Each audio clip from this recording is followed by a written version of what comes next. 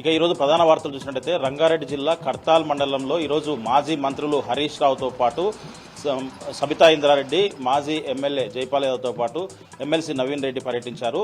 మండలంలోని ఎక్కువాయిపల్లి, Marripalli, ముద్విన్లలో BRS party జెండాలను ఆవిష్కరించి ముద్విన్లో BRS party అధినేత ఎల్హెచ్పిఎస్ రాష్ట్ర ఉపాధ్యక్షుడు రాధాకృష్ణ చారిటబుల్ ట్రస్ట్ అధినేత దశరథ్ నాయక్ ఒక పేద మహిళకు, యాదమ్మ అనే పేద మహిళకు నిర్మించినటువంటి ఇల్లును వాళ్ళు మంత్రులు ప్రారంభించారు. అనంతరం బోయిన్గుట్ట తండాలో జరిగినటువంటి కార్యక్రమంలో కూడా పాల్గొన్నారు. అక్కడ మహానుభావులైనటువంటి అంబేద్కర్ విగ్రహంతో పాటు సంత్ సేవాలాల్ విగ్రహము, మహాత్మాగాంధీ విగ్రహాలను కూడా ఆ నేతలు ఆవిష్కరించినటువంటి పరిస్థితి. అనంతరం అక్కడే జరిగినటువంటి బహిరంగ సభలో మంత్రి హరీష్ రావుతో పాటు సబితా ఇంద్రారెడ్డి పాల్గొని ప్రసంగించారు. ఈ కార్యక్రమంలో మాజీ ఎమ్మెల్యే జైపాల్ యాదవ్తో పాటు ఎమ్మెల్సీ నవీన్ రెడ్డి, ఎర్రోళ్ల శ్రీనివాస్, స్థానికంగా ఉండేటువంటి నాయకులు దశరథ్ నాయక్తో పాటు ఉప్పల వెంకటేష్, గంప వెంకటేష్తో పాటు పలువురు బీఆర్ఎస్ నేతలు పాల్గొన్నటువంటి పరిస్థితి. ఈ కార్యక్రమంలో ఫుడ్ కమిషన్ చైర్మన్ గోలి శ్రీనివాస్ రెడ్డి కూడా పాల్గొన్నటువంటి పరిస్థితి కనిపించింది.